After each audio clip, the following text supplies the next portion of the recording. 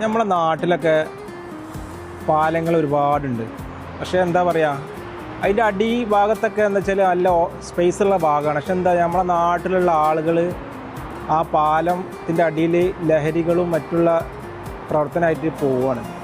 നമ്മളെ നാട്ടിലെ ഗവൺമെൻറ്റൊക്കെ അത് മുൻകൈ എടുത്തിട്ട് ഇതുപോലെ നല്ല ഓപ്പൺ ഏരിയയാണ്, നല്ല കുട്ടികൾക്ക് കളിക്കാനുള്ള ഓരോ സംഭവങ്ങളൊക്കെ ഉണ്ട്. ഇതിൽ നല്ല ഊഞ്ഞാലുകൾ, ചെറിയ അടിയിലെ നല്ല ചെറിയ ചെറിയ ഊഞ്ഞാലുകൾ, അങ്ങനെ ഒരുപാട് സംഭവങ്ങൾ എല്ലാം സെറ്റാക്കിയിട്ട് വെച്ചിട്ടുണ്ട്.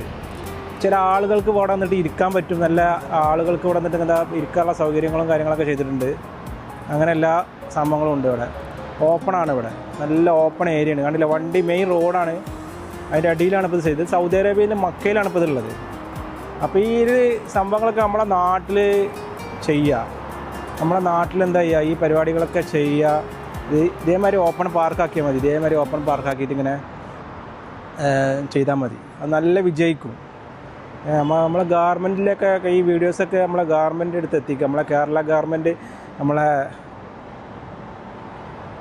നമ്മളെ മന്ത്രി, മുഖ്യമന്ത്രി വി.ഡി. സതീശൻ സാറിന് ഈ വീഡിയോ എത്തിച്ചു കൊടുക്കുക, മാക്സിമം ആളുകൾ എത്തിച്ചു കൊടുക്കുക. അപ്പോൾ ഇങ്ങനെയുള്ള ഏരിയകളൊക്കെ നമ്മളെ നാട്ടിൽ വേസ്റ്റ് ആക്കരുത്, അത് നല്ല രീതിയിൽ ഉപയോഗിക്കുക.